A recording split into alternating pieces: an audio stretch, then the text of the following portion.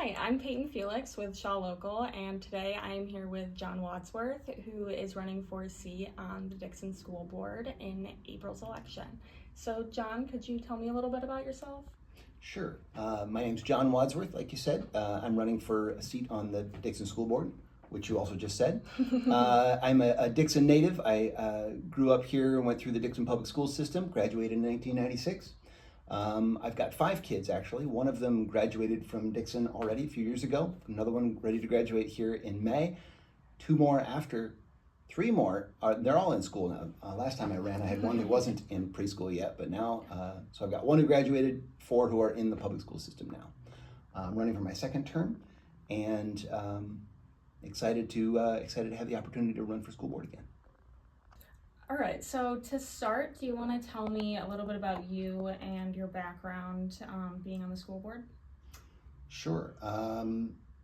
So my name's Jon Wadsworth. I've born and raised in Dixon.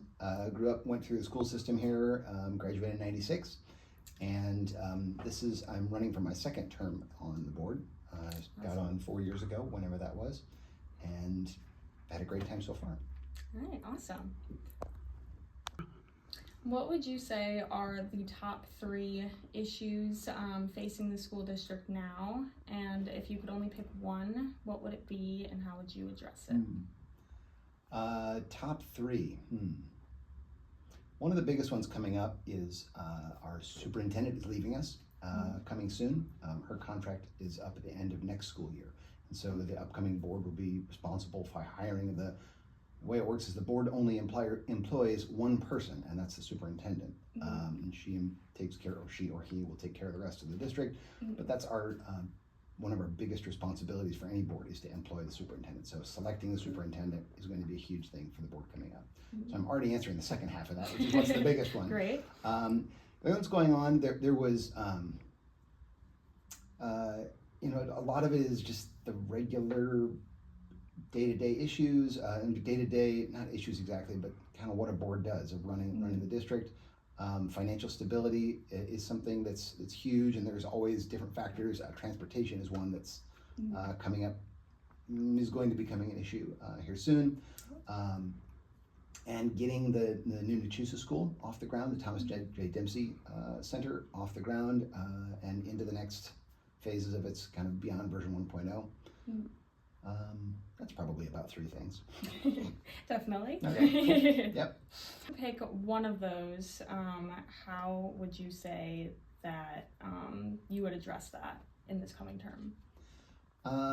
Well, for the hiring the new superintendent, we've actually already begun the process, and we've employed the IASB, Illinois Association of School Boards. They have a program where it's a little bit like a recruiter, but it's specially for superintendents. And so really just seeing that process through, I feel strongly that the board needs to drive this situation, and we need to really take ownership of the hiring process. Margot and her administrative team are great at everything that they do, and sometimes the board has a tendency to let them do that great, but it's really the board's responsibility to hire this new person and to see that the process is done well, to get community feedback, and to select the next person who's really going to drive the district for the next who knows how long. Yeah, definitely. Another issue that we've been kind of looking at is chronic absenteeism across the state. I know that the board has a committee that's kind of been working on that a little bit so far, but how do you plan on trying to improve that in the coming term? Yeah, as it turns out, I'm the board representative on the Community Engagement Committee, which is the one that's doing the chronic absenteeism thing. So I could talk a lot about this. Let's see. This is not something that like the Community Engagement Committee is going to solve. As much as I would love to, this is a deep and broad issue with a lot of factors that are causing it. What our focus has been on this year in Community Engagement Committee has been on really trying to understand the crisis and what's going on with that. What are some of the causal factors? And then I'm a get stuff done kind of guy, and I want to like solve it and move the needle and get better. And I've come to believe that it's actually just not super practical for us to like. There's no amount of heavy pushing on the needle of getting kids back in school that we as community engagement committee can do. So what we're going to do is we're raising awareness on how important it is that kids are in school and how every day that they're out actually makes a difference, and a lot of other things like that. So this is really it's the beginning stages of a longer push about educating the community, educating the students, educating parents about how important it is that kids are in school. Beyond that, the administrators are doing a great job at coming up with a lot of ideas on their own. And so the board's doing what they can to support, but it is also, this is a long answer, but it's also another instance of where the board's responsibility is governance and of oversight of the district. And some of these topics, like how do we get kids back in school, how do we do these things, it's the board need to empower the administration to be the ones who are going to be driving the day-to-day business, which is exactly this, of helping to get kids in school. How do you plan on involving parents or community members in the decision-making process for things like curriculum or policy?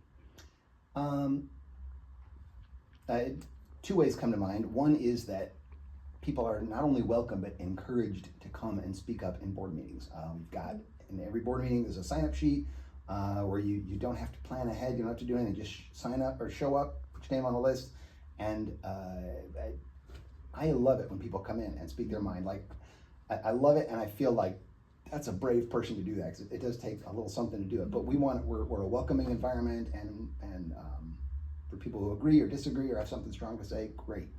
So people are always welcome to do that. Another one is that there are certain committees that people can be a part of, and specifically Community Engagement Committee is one where it's open to the public. You can't take everybody, so we do have kind of an application process, but people are encouraged to be a part of that. And then the other one is with the big decision coming up with the superintendent search. You didn't mention that specifically, but that's one where we're specifically soliciting community input on that.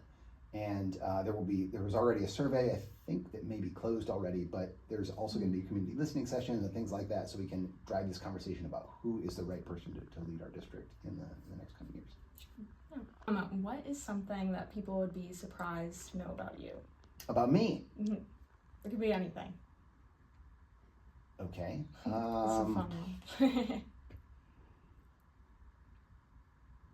I have no idea. Probably anything. 'Cause I don't know that.